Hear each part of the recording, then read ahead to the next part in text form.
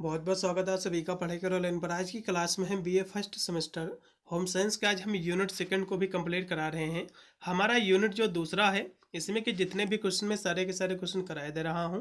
इसका मैंने first chapter already मैंने करा रखा है। यदि आपने उसको नहीं देखा है फर्स्ट चैप्टर को तो आप जाकर प्ले लिस्ट में इसकी सारी क्लास आप ले सकते हैं। प्ले लिस्ट का लिंक आपको डिस्क्रिप्शन में मिल जाएगा वीडियो के। यदि आप मेरा वीडियो देर से देख रहे हैं तो आपको सारी क्लासें तब तक मैं कंप्लीट करा दूंगा। हम इसी माह में है पूरा का पूरा सिलेबस हम कंप्लीट करा देंगे होम साइंस का। अन्य हमारे जितने भी सब्जेक्ट थे उसकी क्लासें मैंने ऑलरेडी करा रखी हैं, जैसे कि आपका सोशियोलॉजी, एजुकेशन और आपका फिलोसफी, साइकोलॉजी, इन सभी की क्लासेस जो है जियोग्राफी वगैरह की ऑलरेडी क्लासें हमारी हो चुकी हैं, कंप्लीट हो चुकी हैं। तो अपना जो भी आप सब्जेक्ट ले रखे हों उसके अकॉर्डिंग जाकर अपनी आप जो है चैप्टर्स क्लासें ले सकते हैं सभी सब्जेक्ट की, और मॉडल पेपरों को भी जो है देख सकते हैं। तो चलेगा, आज ना ज़्यादा समय गवाते हुए सीधे हम आज की यूनिट को कंप्लीट कर रहे हैं। पेपर आपका है होम साइंस का। इसमें आपको पढ़ना है fundamentals of nutrition and human development. आपका पेपर का आपका नेम रहेगा। यूपी के जितने भी विश्वविद्यालय है सभी का सिलेबस सेम है और यही आपको पढ़ना है। चलिए, इसका मैंने फर्स्ट चैप्टर मैंने आपको कंप्लीट कराया था कि गृह विज्ञान किसे कहते हैं। ठीक है, इसका वर्तमान युग में क्या इसकी आवश्यकता है, प्रासंगिकता है, और ICMR क्या है, तो इन सब चीज़ों के बारे में हमने जो है चर्चा किया था। आज की हमारी जो क्लास है यूनिट दोस्ती है हमारी क्लास, जो कि सेकेंड यूनिट है। इसमें आपको पढ़ना है सेल किसे कहते हैं, कोशिका क्या है, और जो है डाइजेस्टिव सिस्टम यानी पाचन तंत्र क्या है, और जो है श्वसन तंत्र के बारे में हम समझेंगे, और हृदय प्रणाली। तो इसमें 4 क्वेश्चन में चारों के चारों क्वेश्चन जो है कराए दे रहा हूँ। ये यूनिट आपकी ये बहुत ही महत्वपूर्ण है। इसमें से 2 से 3 क्वेश्चन हर साल पूछे जाते हैं। चलेगा, सबसे पहले हम कोशिका के बारे में चर्चा करेंगे कि कोशिका क्या होती है। मानव शरीर जो है असंख्य छोटी छोटी जीवित कोशिकाओं से मिलकर जो है बनी होती है। मतलब जो है मानव का शरीर किससे बना हुआ है, असंख्य मतलब बहुत सारी छोटी छोटी जीवित कोशिकाओं से मिलकर जो है मानव का शरीर बना हुआ है। इन इकाइयों को ही हम क्या कहते हैं, कोशिका कहते हैं। कोशिकाएं जो है निर्जीव नहीं होती हैं, कहने मतलब जो कोशिकाएं होती हैं ये जो है मरी हुई नहीं होती हैं, इसमें जान होती हैं, ये जीवित होती हैं। ठीक है, और ये जो है शरीर की जीवित इकाइयाँ होती हैं, और ये जो है गति करती हैं, सांस भी लेती हैं, अपना जो है पोषण कर वृद्धि भी करती हैं, और जो व्यर्थ पदार्थ है उसका त्याग भी जो है करती है, वह जो है जनन भी करती है। अतः मानव शरीर असंख्य जीवित कोशिकाओं का एक समूह है। ये मानव शरीर के निर्माणक जो इकाइयाँ है, मतलब मानव के शरीर का जो निर्माण जो है इन्हीं इकाइयों के द्वारा है। और जो है शरीर निर्माण में यह ठीक उसी प्रकार कार्य करता है। ये जो सेल होती हैं, जो कोशिकाएं होती हैं, ये ठीक उसी प्रकार जो है कार्य करते हैं। जैसे कि एक आपने जो है कोई घर आपको तैयार करवाना है, कोई बनवाना है, तो जैसे कि एक भवन निर्माण में ईंट और ईंटों को आपस में जोड़ने के लिए सीमेंट का प्रयोग किया जाता है। जैसे कि आप जब मकान बनवाते हो तो ईंटों को आपस में जोड़ने के लिए आप जो सीमेंट का जब प्रयोग करते हो, तो ठीक उसी प्रकार कोशिकाएं भी जो है मिलकर क्या है शरीर का निर्माण करती हैं। ठीक है, और यहाँ से लिखा हुआ, हाँ फिर यहाँ से आगे लिखा है कि जबकि कोशिकाएं जो है शरीर के कोलेजन नामक तत्व से जुड़ी रहती हैं, यद्यपि ये कोशिकाएं आपस में जुड़ी रहती हैं, फिर भी शरीर में पाए जाने वाले प्रत्येक कोशिका का अलग अलग जो अस्तित्व होता है। प्रत्येक कोशिका एक पतली सी झिल्ली से ढकी होती है और दूसरी कोशिका से जो है अलग होती है। ठीक है, तो इस तरह से इसके बारे में आपको इतनी आपको थ्योरी आपको लिख देना कि कोशिका किसे कहते हैं, सेल किसे कहते हैं। फिर हम यहाँ से कुछ और भी इसके बारे में, जैसे कि इसके कार्य एग्जाम में पूछता है, क्वेश्चन आपके एग्जाम में आएगा कि कोशिका किसे कहते हैं, कोशिका के कार्यों का भी वर्णन कीजिए। तो कोशिका के बारे में मैंने अभी आपको बता दिया है, अब इसके कार्यों के बारे में भी आप जान लीजिए। तो कोशिका के बहुत सारे कार्य हैं। तो कोशिका जो है मानव शरीर की एक इकाई है और जीवित प्राणी के समान यह भी जो है वृद्धि करती है, सांस लेती है, गति करती है, भोजन अपना करती है, ग्रहण करती है, जनन भी करती है तथा संवेदनशील होती है। इन्हीं का जो है लक्षणों के कारण ही जो है कोशिका को जीवित इकाई जो है माना जाता है। मतलब जो है कोशिका जो है जो कि वृद्धि भी करती है, सांस भी लेती है, गति भी करती है, भोजन भी करती है, जनन भी करती है, तो इन्हीं के कारण इसको जीवित कोशिका कहा गया है। एक जो है जीवित कोशिका के निम्नलिखित जो है लक्षण होते हैं, इसके कार्य होते हैं, जैसे कि वृद्धि।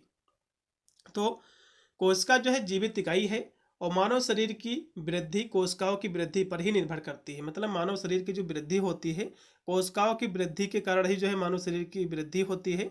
और प्रत्येक जो है कोशिका भोजन ग्रहण कर अपने जीव द्रव्य का निर्माण करती है और वृद्धि करती रहती है। लेकिन कोशिकाओं में यह वृद्धि निश्चित सीमा तक ही होती है, उसके बाद ये जो है मृत्यु हो जाती है, मतलब मर जाती है। लेकिन मृत्यु होने से पूर्व ये कोशिका विभाजन द्वारा नई कोशिकाओं का निर्माण जो है कर लेती है या फिर जो है कर जाती है। मतलब जो है ये कोशिका उसके मरने से पहले पहले अन्य कोशिकाओं का निर्माण ये कर जाती है।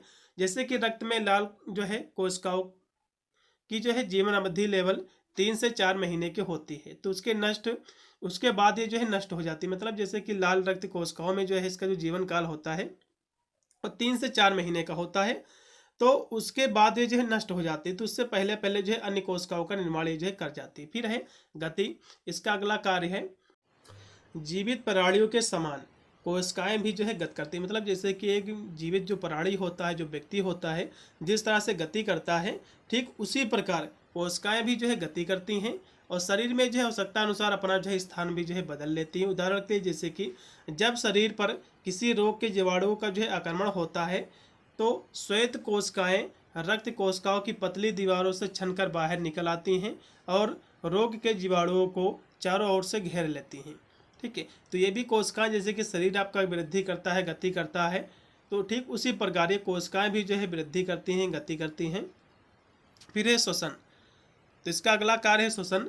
तो श्वसन क्रिया के दौरान जीवित प्राणी ऑक्सीजन जो है ग्रहण करता है और CO2 यानी कार्बन डाइऑक्साइड का जो है त्याग करता है।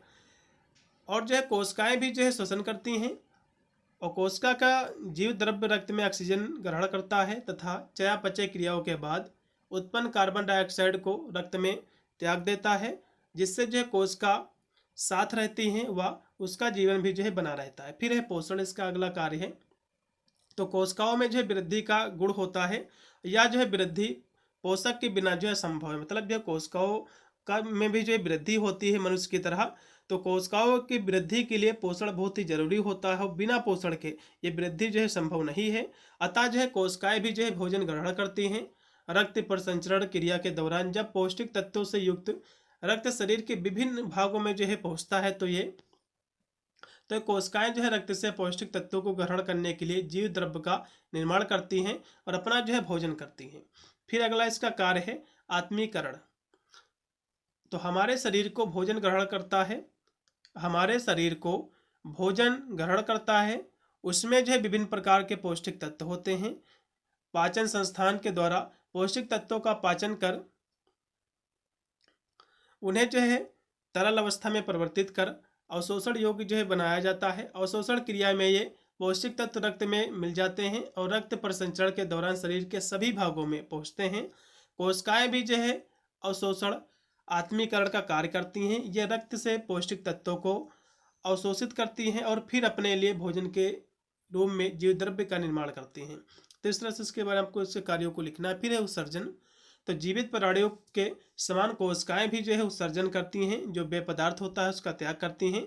ये अपने पोषण के लिए रक्त में पौष्टिक जो तत्व होते हैं उसको ग्रहण करते हैं और विभिन्न रासायनिक क्रियाओं के फलस्वरूप जो उत्पन्न हानिकारक और जो अनुपयोगी जो पदार्थ होते हैं उसका निष्कासन भी करते हैं, उसका उत्सर्जन भी करते हैं। फिर है जन्म व जो है मरण। तो जिस प्रकार प्रत्येक प्राणी प्रारंभ रूप में कोशिका के संवर्धन से जन्म लेता है अतः वह जो है मर जाता है। जैसे कि व्यक्ति का जैसे जन्म होता है मर जाता है, ठीक उसी प्रकार कोशिकाओं का भी जो है उनके जनन कोशिकाओं में विभाजन से जन्म होता है और उसके बाद जो उनकी मृत्यु हो जाती है। फिर है संवेदनशीलता। तो कोशिकाओं में संवेदनशीलता का गुण पाया जाता है। कोशिकाएं भी जो है बाह्य वस्तु के प्रति संवेदनशील होती हैं। किसी बाह्य वस्तु की निकटता से एवं जो है उसके छूने से कोशिकाओं की प्रतिक्रिया के फलस्वरूप सिकुड़न, फैलाव तथा जो है गति होती है।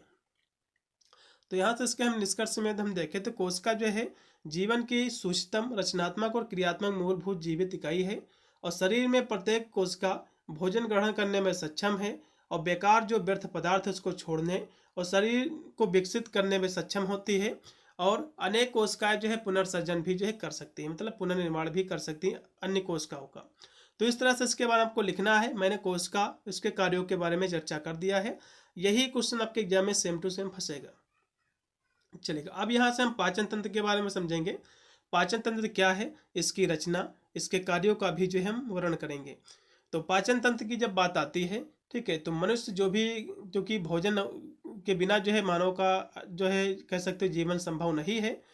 तो मानव शरीर को भोजन की निरंतरता जो है होती है, मतलब जो है भोजन की जो है मनुष्य को निरंतर आवश्यकता होती है, नीड होती है। और भोजन में जो है प्रोटीन, कार्बोहाइड्रेट, वसा, खनिज लवण, जल और विभिन्न प्रकार के विटामिन आदि जो है पोषक तत्व जो है पाए जाते हैं। पोषक तत्व जो है ऊतकों के निर्माण, टूटी फूटी जो कोशिका होती है उसकी मरम्मत और शरीर के भीतर चलने वाली जो विभिन्न क्रियाएं होती हैं उसको आवश्यक ऊर्जा देने के लिए होती हैं। प्रोटीन, कार्बोहाइड्रेट, वसा, ये जो है कार्बनिक पदार्थ है जिन्हें शरीर के आवश्यक मूल रूप से ग्रहण नहीं कर पाते हैं। पाचन नाल में इन पोषक तत्वों की यांत्रिक रासायनिक अभिक्रिया भी होती है। उसके फलस्वरूप ये सरल जल में घुलनशील पदार्थ के रूप में परिवर्तित हो जाते हैं। रक्त या लसिका इन पदार्थों को अवशोषित कर शरीर के विभिन्न अवयवों को वितरित कर देती है। अतः पाचन नाल में खाद्य पदार्थ की जो यांत्रिक और रासायनिक अभिक्रियाएं होती हैं उसे हम पाचन क्रिया कहते हैं। अब पाचन क्रिया क्या है इसको समझ लीजिए। भोजन की जो है पाचन क्रिया मुंह से प्रारंभ होती है। पाचन क्रिया कहाँ से प्रारंभ होती है? यह मुंह से प्रारंभ होती है और मुंह में जो है भोजन की यांत्रिक और रासायनिक दोनों अपक्रियाएं होती हैं। यांत्रिक अपक्रिया के दौरान दांत, जीभ की सहायता से भोजन को टुकड़ों में जो है पीसा जाता है, तोड़ा जाता है। और रासायनिक अपक्रिया के अंतर्गत जो है लार ग्रंथियों से लार निकल कर भोजन में जो है मिलता रहता है। और लार में जो है दो प्रकार के एंजाइम्स जो है एंजाइम्स टाइलिन और माल्टोज जो है पाए जाते हैं जो भोजन के जो है श्वेतसार वाले अंश को सरल शर्करा में जो है परिवर्तित कर आसानी से पचने जो है लायक बना देते हैं। और इस प्रकार श्वेतसार का कुछ अंश मुंह में ही जो है पच जाता है। तो इस तरह से इसके बारे में आपको लिखना है।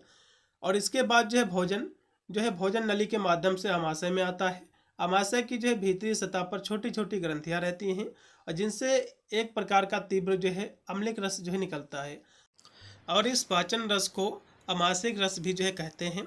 भोजन जो है आमाशयिक रस से में मिलकर जो है गाढ़ा माड़ जैसे पदार्थ जो है बन जाता है और इसका कुछ भाग विशेषकर श्वेतसार, प्रोटीन आमाशय में पचता है। इसमें जो है मुख्यतः 3 प्रकार के पदार्थ पाए जाते हैं जैसे कि हाइड्रोक्लोरिक अम्ल, पेप्सिन और रेनिन। हाइड्रोक्लोरिक अम्ल जो है एंजाइम्स की क्रिया को जो है तीव्र करने, बैक्टीरिया को मारने का कार्य करता है। पेप्सिन जो है प्रोटीन को खंडित कर सरल पदार्थों में परिवर्तित कर देता है, जबकि पेप्टोन जो होता है और जो है एम्बुमोज जिसको कहा जाता है, तो ये जो है रेनिन दूध को जो है फाड़ने का कार्य करता है।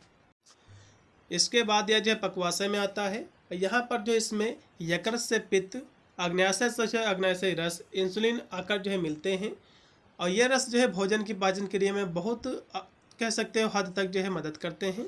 अग्न्याशय रस में 3 प्रकार के पाचन रस जो है एंजाइम्स होते हैं, एमाइलेज, श्वेतसार और जो है लाइपेज, चर्बी को जो है और जो है तथा ट्रिपिन जो कि प्रोटीन को ही पचाते हैं। फिर है क्योंकि पक्वाशय के बाद भोजन जो है छोटी आंत में उतरता है। इसमें जो है पचे भोजन का शोषण तथा अनपचे अंश का पाचन दोनों ही होता है। इसकी दीवारों से जो है भी रस निकलता है जिसे हम आत्र रस कहते हैं। आत्र रस में 4 प्रकार के एंजाइम्स होते हैं, माल्टोज, सुक्रोज, लैक्टोज और इरोप्सिन। तो माल्टोज जो है सुक्रोज और लैक्टोज अनपचे जो कार्बोहाइड्रेट को शर्करा में बदल देते हैं और इरोप्सिन प्रोटीन के अनपचे भाग को जो है अमीनो अम्ल में परिवर्तित कर देता है। इसके बाद भोजन जो है बड़ी आंत में आता है जो अपशिष्ट पदार्थों का जलीय अंश अवशोषित कर लेता है और शेष भाग को मल के रूप में मलाशय में जो है भेज देता है। ठीक है, तो ये इसमें जो दिया कि पक्वाशय क्या है और पाचक नाल क्या, इसके बारे में समझ लीजिए। तो यह जो है छोटी आंत का प्रारंभिक भाग होता है पक्वाशय। इसकी लंबाई जो है 12 इंच होती है। यह जो है स्वतंत्र मांसपेशियों से निर्मित अंग्रेजी के सी अक्षर के आकार का होता है। पाचन क्रिया के दौरान भोजन में यकृत में जो पित्त और अग्न्याशय से अग्न्याशय रस और इंसुलिन पक्वाशय में ही जो है मिलते हैं। फिर है पाचक नाल। तो यह विभिन्न जो है मोटाई की 33 फीट लंबी एक टेढ़ी मेढ़ी नली है जिसका विस्तार मुख के मलद्वार तक है और मुख जो है गला, ग्रासनली, अमाशय, पक्वाशय, छोटी आंत, बड़ी आंत और मलाशय इसी नली के विभिन्न जो है भाग हैं और इसी नली का संपर्क अग्न्याशय यकृत से है और इसमें जो है अग्न्याशय रस, इंसुलिन और पित्त जो है स्रावित होता है। फिर है अमाशयिक रस क्या होता है। अमाशय की दीवार में अनेक जो है छोटी छोटी ग्रंथियां हैं जो स्वच्छ अम्लिक जो है द्रव स्रावित करती हैं। इस द्रव को अमाशयिक रस कहते हैं। इसमें जो है एंजाइम्स, हाइड्रोक्लोरिक अम्ल, म्यूसिन और जो है कार्बनिक तथा अकार्बनिक पदार्थ इसमें जो रहते हैं। प्रमुख एंजाइम पेप्सिन के अतिरिक्त इनमें रेनिन, लाइपेज एंजाइम्स भी जो है पाए जाते हैं। पेप्सिन प्रोटीन को खंडित कर पेप्टोन और जो है एल्बुमोज में बदल देते हैं। और रेनिन जो है दूध को फाड़ने का काम करता है। लैपेज जो है वसा को पचाता है। हाइड्रोक्लोरिक अम्ल एंजाइम्स की क्रिया को तीव्र करता है तथा बैक्टीरिया को मारने का भी जो है कार्य करता है। फिर है यकृत। लीवर क्या कार्य करता है? यह जो है मानव शरीर की सबसे बड़ी ग्रंथि है जो उदर गुहा के ऊपर जो है भाग के दाहिने ओर स्थित है। यह जो है गहरे धूसर रंग का होता है। इसका वजन जो है 1.5 किलोग्राम होता है। यह एक जो है गहरे गर्त द्वारा दो भागों में जो है बटा होता है। ठीक है, इसके जो है निचले भाग में नाशपत्ती के आकार की एक छोटी सी जो है थैली होती है जिसे हम पित्ताशय कहते हैं। यकृत द्वारा स्रावित पित्त इसी थैली में जो है संचित होता है। तो यह जो है पित्त स्रावित करता है जो आंत में मौजूद एंजाइमों की क्रिया को तीव्र कर देता है। इसके साथ ही कार्बोहाइड्रेट, वसा, प्रोटीन उसके जो है उपपचन में सक्रिय भाग लेता है और शरीर में जो उत्पन्न जो जीव विषों को भी जो है प्रभावहीन कर उसकी रक्षा करता है। तो इस तरह से इसके बारे में हमको लिखना है। चलेगा, फिर यहाँ से हम अगला क्वेश्चन देखेंगे। अभी आपने पाचन तंत्र के बारे में पढ़ा, अब यहाँ से श्वसन तंत्र क्या है, श्वसन तंत्र के कार्य क्या है, इसको हम समझेंगे। तो श्वसन तंत्र क्या है, रेस्पिरेटरी सिस्टम क्या है, इसको भी समझ लीजिएगा। श्वसन तंत्र से तात्पर्य उन सभी अंगों और उसकी भौतिक व रासायनिक क्रियाओं से है जिसके द्वारा जीवित प्राणी ऑक्सीजन मतलब शुद्ध वायु ग्रहण करता है और कार्बन डाइऑक्साइड मतलब अशुद्ध वायु ये त्यागता है। यही होता है श्वसन तंत्र। तो श्वसन तंत्र के बारे में इतनी परिभाषा आपको लिखना है। ये यहाँ से इसका आप फिगर भी बना सकते हैं, एग्जाम में आएगा। चलिए, अब यहाँ से और भी इसके बारे में समझेंगे। श्वसन क्रिया जो है जीवन के अस्तित्व के लिए आवश्यक क्रिया है क्योंकि बिना श्वसन के जो है मनुष्य का जीवन हो ही नहीं सकता है। प्रत्येक जीवधारी का जीवन ऑक्सीजन पर निर्भर करता है। यदि 4 मिनट से अधिक समय के लिए शरीर को ऑक्सीजन ना मिले तो मस्तिष्क चेतना जो है शून्य हो जाएगा। यदि कोई बच्चा खेलते समय पॉलीथीन के थैले से मुंह बंद कर ले तो उससे निकल ना पाए तो ऑक्सीजन ना मिलने पाने से मृत्यु भी हो सकती है। मान लो जो है कोई बच्चा है, ठीक है, खेलते समय पॉलीथीन से उसका जो है मुंह आप ढक दो, उसको तो ऑक्सीजन की सप्लाई नहीं मिल पाएगी तो उसकी मृत्यु भी हो सकती है। ठीक है, और वे व्यक्ति जो तंग और सीमित स्थानों पर काम करते हैं जैसे कि टैंक, खान आदि, तो ठीक है, उनको निरंतर ऑक्सीजन तथा जो है ताज़ी हवा सप्लाई नहीं की जाती तो उनकी जो है मृत्यु भी हो जाती है। मतलब जो है इस स्थानों पर जो कार्य करते हैं उनको ऑक्सीजन की सप्लाई दी जाती है। यदि ऑक्सीजन की सप्लाई ना उनको मिले तो उनकी भी मृत्यु हो सकती है। ठीक है, और इस दशा में अल्प ऑक्सीजन जो है रक्तता इसको कहते हैं। अतः श्वसन क्रिया एक अति आवश्यक क्रिया है। श्वसन क्रिया के द्वारा शरीर की प्रत्येक कोशिका जो है ऑक्सीजन को ग्रहण करती हैं जिसके द्वारा आहार के रूप में ले गए पोषक तत्वों का ऑक्सीजीकरण होता है। शरीर क्रियाओं के संचालन के लिए ऊर्जा तथा जो है ताप एक विमुक्त होता है और ऑक्सीकरण क्रिया के बाद जो है व्यर्थ जो पदार्थ है कार्बन डाइऑक्साइड बनाते हैं वो भी जो है श्वसन क्रिया द्वारा बाहर जो है निकल जाते हैं। फिर है जब रक्त में ऑक्सीजन की कमी होती है तो रक्त का जो रंग होता है वो जो है रंग कैसा हो जाता है, तो रंग वैसे तो लाल होता है, इसकी अपेक्षा जो है नीला होने लगता है जिससे व्यक्ति के होठ त्वचा जो है नीली पड़ने लगती है। अतः निरंतर ऑक्सीजन आपूर्ति के लिए कमरों में उचित संवाहन का उपयोग आवश्यक है, विशेष रूप से उन स्थानों पर जहां व्यक्ति सामूहिक रूप से जो है बैठते हैं जैसे कि स्कूल, ऑफिस, कारखाने, सिनेमाघर आदि। फिर आगे और भी ये लिखा हुआ है कि श्वसन जो शरीर की सबसे महत्वपूर्ण क्रिया है। प्रत्येक प्राणी को जीवित रहने के लिए ऑक्सीजन की आवश्यकता होती है जो उससे जो है वातावरण से प्राप्त होती है क्योंकि बिना ऑक्सीजन के जो है जीवन का अस्तित्व ही नहीं है। ठीक है, प्रत्येक प्राणी की आवश्यकता होती है जीवित रहने के लिए ऑक्सीजन की। मनुष्य 1 मिनट में 18 बार जो है सांस लेता है और 1 बार वायु को अंदर खींचता है व बाहर निकालने की क्रिया को जो है निश्वासन या जो है उच्छ्वसन श्वसन कहते हैं। शरीर के ऊतकों को सभी प्रकार की क्रियाओं को करने के लिए ऑक्सीजन की आवश्यकता होती है। शरीर की जितनी भी क्रियाएं होती हैं श्वसन के द्वारा ही संपन्न होती हैं। ठीक है, ऑक्सीजन के द्वारा ही संपन्न होती है। कोशिका में भी जो है सभी तत्वों का चयापचय व उससे ऊर्जा की प्राप्ति ऑक्सीजन के द्वारा ही होती है। श्वसन क्रिया के अंतर्गत ऑक्सीजन को जो है बाह्य वातावरण से ग्रहण किया जाता है तथा CO2 को बाहर निकाल दिया जाता है। इस प्रकार श्वसन के दोनों क्रियाओं में गैसों का आदान प्रदान होता है क्योंकि श्वसन क्रिया के दौरान क्या करते हैं, गैसों का आदान प्रदान ही होता है। जो है ऑक्सीजन का ग्रहण किया जाता है और कार्बन डाइऑक्साइड को जो है बाहर निकाला जाता है। ठीक है, तो इस तरह से इसके बारे में आपको लिख देना है। अब यहाँ से श्वसन तंत्र के कुछ अंग हैं कि कैसे आप सांस लेते हो। तो श्वसन तंत्र के अंतर्गत वे सभी अंग आते हैं जो प्रत्यक्ष और अप्रत्यक्ष रूप से श्वसन क्रिया में सहायता प्रदान करते हैं। ये विभिन्न अंग जैसे कि नाक, नाक के द्वारा भी आप श्वसन करते हैं, ग्रासनी हो गया, और जो है स्वरयंत्र, श्वास नली, ठीक है, श्वासनिया और फेफड़े, ये सभी क्या है कह सकते हो श्वसन तंत्र के अंग हैं। तो इसके अंग भी एग्जाम में पूछता है, ठीक है, चलेगा।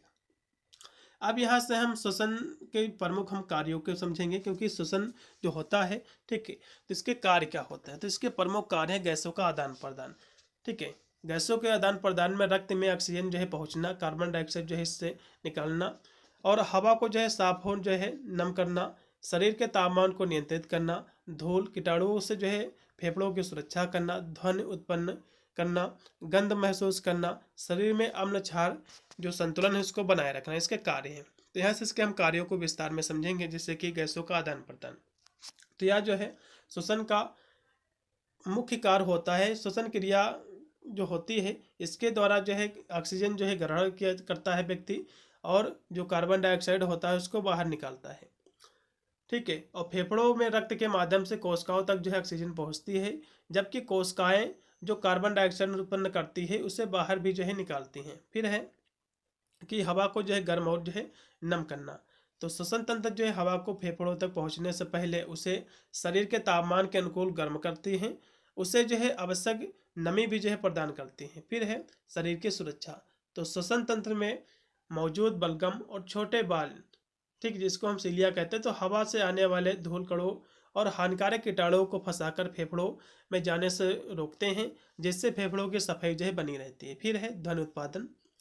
तो लैरिक्स, जिसको हम स्वरयंत्र कहते हैं, तो हवा के माध्यम से कंपन उत्पन्न करता है, जिससे जो है हम बोल पाते हैं और आवाज़ें जो है निकाल पाते हैं। फिर है गंध का अनुभव। तो नाक में स्थित जो है घ्राण अंग हवा में मौजूद जो गंध होते हैं उसके अणुओं को महसूस करते हैं और मस्तिष्क को उसके बारे में संदेश भेजते हैं, जिससे हम सूंघने की क्षमता जो है हमको मिलती है। फिर है अम्ल क्षार संतुलन। तो श्वसन तंत्र जो है कार्बन डाइऑक्साइड को जो हटाकर रक्त के पीएच स्तर को संतुलित करने में मदद करता है, जिससे शरीर में अम्ल क्षार जो संतुलन है ये बना रहता है। फिर अगला कार्य है शरीर के तापमान का विनियमन।